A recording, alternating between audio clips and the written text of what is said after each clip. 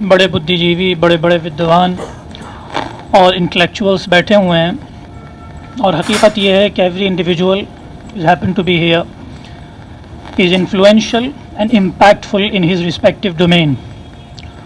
اور اوپر والے نے آپ کو جو انفلوئنس دیا ہے، جو امپیکٹ دیا ہے اپنی سوسائٹی میں، اپنے ڈومین میں، اس سے فائدہ اٹھاتے ہوئے آپ بہت ہی پازیٹیو اور لیڈنگ رول پلے کر سکتے ہیں.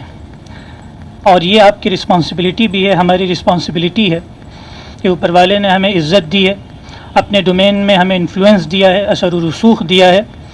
ہماری ذمہ داری بڑھ جاتی ہے. We have an added responsibility as compare to other common human beings in the country. We have an added responsibility to play a huge role for the welfare of the society. مولانا علی میاں صاحب نے اس organization all India پیام انسانیت forum کو شروع کیا تھا.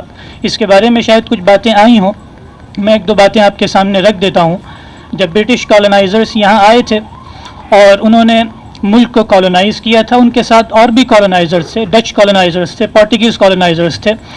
انہوں نے جب ملک کو کالونائز کرنے کی کوششیں شروع کی تو اڑچنیں ان کو محسوس ہوئیں، because we were united power. ہم ایک شکتی تھے، اور ایسی شکتی تھے کہ جس کو ہرانا ممکن نہیں تھا. اسی وجہ سے علامہ اقبال نے اپنے ایک شعر میں یہ کہا کہ یونان و مصر و روما سب مٹ گئے جہاں سے، اب تک مگر ہے باقی نام و نشاں ہمارا.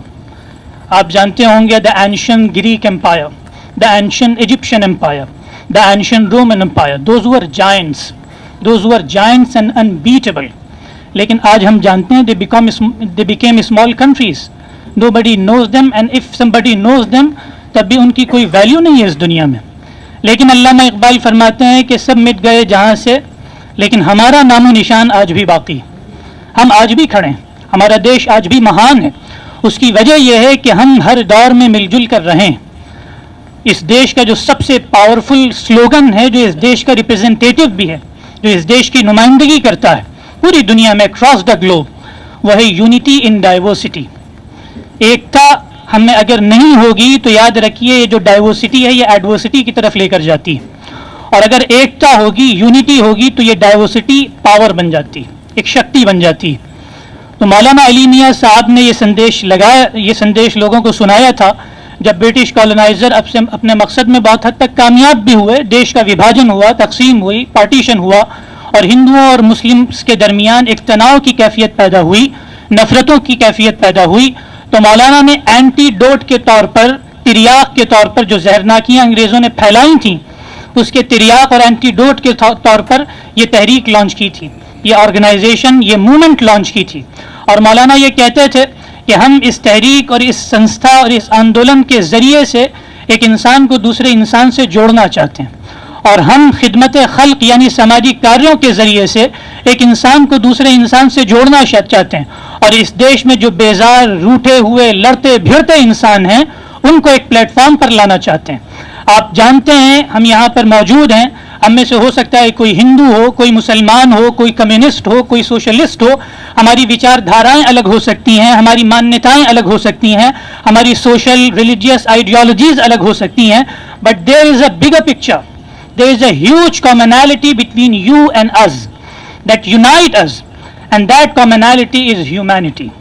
مولانا نے اسی commonality کو، اسی common factor کو سب سے زیادہ اجاگر کیا اور لوگوں کو یہ سندیش دینے کی کوشش کی کہ irrespective of all those differences that we have, from the perspective of religion, from the perspective of culture, civilization, color and complexion, region and everything, there is a bigger commonality جو ہمیں سیلیبریٹ کرنی چاہیے، جو ہمیں cherish کرنی چاہیے، اور جس کو پریکٹیکلائز کرنا چاہیے. یہاں پر باتیں ہوئیں، آپ سب انٹلیکچوئلس ہیں، لیکن باتوں کو باتوں تک سمت نہ کیا جائے، بلکہ ان باتوں کے نتیجے میں ہم عملی میدان میں سامنے آئیں، پریکٹیکل گراؤنڈ میں سامنے آئیں، ہم مل جل کر انسانوں کی خدمت میں اپنا یوگدان دیں. آپ دیکھ رہے ہیں آج دیش کا کیا ماحول ہے، کیا واتاورن ہے، نفرتیں بڑھ رہی ہیں، بھید بھاؤ بڑھ رہا ہے، ڈسکریمنیشن ہو رہا ہے.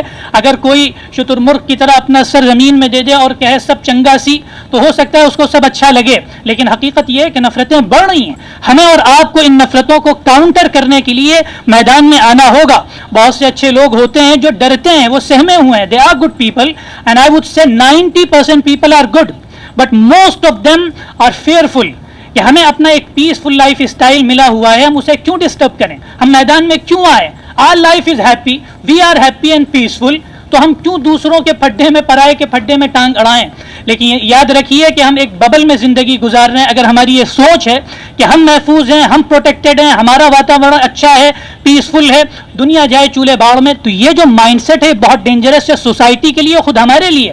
کیونکہ جس ببل میں ہم زندگی گزار رہے ہیں, اگر ہمیں دوسروں کی فکر نہیں ہوگی تو یہ ببل سونر اور لیٹر ول برسٹ, یہ پھٹ جائے گا.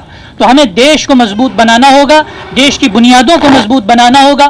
مولانا علی میاں صاحب ایک بات کہتے تھے, میں اسی پر اپنی بات کو ختم کروں گا, بڑے ودوان اسکالرس یہاں بیٹھے ہیں, آپ کے سامنے اور بھی باتیں آئیں گی. مولانا فرماتے تھے, ایک دفعہ شاید Atal Bihari Vajpayee former prime minister, وہ مولانا کی عیادت کے لیے آئے تھے. تو مولانا نے ان کو دیکھتے یہ بات کہی, اور مولانا جس سے بھی ملتے تھے, چاہے وہ پولیٹیکل پرسنالٹی ہو, سوشل پرسنالٹی ہو, وہ ایجوکیشنلسٹ ہو, جو بھی ہو, مولانا ایک بات اس سے ضرور کہتے تھے. مولانا فرماتے تھے کہ اس دیش کی بنیاد 3 چیزوں پر ہے. The whole country, the whole infrastructure of the country is laid down on 3 pillars. اس کو آپ پرنسپلز بھی کہہ سکتے ہیں, آرٹیکلز بھی کہہ سکتے ہیں. وہ پلرز وہ ہیں جن پر پورے دیش کا انفراسٹرکچر ہے, یا آپ کہہ لیں ماڈرن انڈیا کا کانسیپٹ ٹھہرا ہوا ہے, ٹکا ہوا ہے. مولانا فرماتے تھے کہ وہ سیکولرزم ہے, democracy and non violence. Secularism, democracy اور نان وائلنس کو اگر ہم سمرائز کریں in few words, that will be tolerance, tolerance to every religion, to every belief, to every faith. یعنی اپنے اندر سب سے پہلے ہمیں سہنشیلتا پیدا کرنے کی ضرورت ہے, تحمل اور برداشت پیدا کرنے کی ضرورت ہے. اگر ہم ایسی ڈائیورس سوسائٹی میں رہتے ہیں تو ہمارے لیے ضروری ہے کہ جتنے بھی مانیتائیں ہیں, جتنے بھی بلیفس ہیں, ہم ان سب کے حوالے سے اپنے اندر, اپنے دلوں کے اندر ٹالرنس پیدا کریں, سہنشیلتا پیدا کریں. اور پھر اس کے بعد جتنے بھی مذاہب کے ماننے والے ہیں ان سب کے بارے میں ہمارے دل میں رسپیکٹ ہو. We have to be respectful to every single individual, to every single citizen of the country, irrespective of his colour, complexion, religion اور ریجن. سب کو ہمیں رسپیکٹفلی پیش آنا ہے. یہ سیکولرزم کا مطلب ہوتا ہے. اور ڈیموکریسی کا مطلب یہ ہوتا ہے کہ everybody got an equal opportunity in the country to vote and to get the benefits out of the resources of the country. Equality, democracy is equality. آپ کو جمہوریت میں ایک سمان حقوق حاصل ہیں, رائٹس حاصل ہیں, کہ آپ یہاں جو اوپر والے نے ریسورسز رکھے ہیں, اس دھرتی کو سونی دھرتی بتایا گیا ہے, اس سے آپ فائدہ اور لابھ اٹھا سکتے ہیں. اور نان وائلنس سب سے امپورٹنٹ. جس دیش میں ہنسا ہوتی ہے, جس دیش میں تشدد ہوتا ہے, جس دیش میں نفرتیں ہوتی ہیں, وہ دیش کبھی پنپ نہیں سکتا, وہ دیش ترقی نہیں کر سکتا. We are superpowers and we are a big power because we are united. We love each other, we respect each other, we celebrate each other.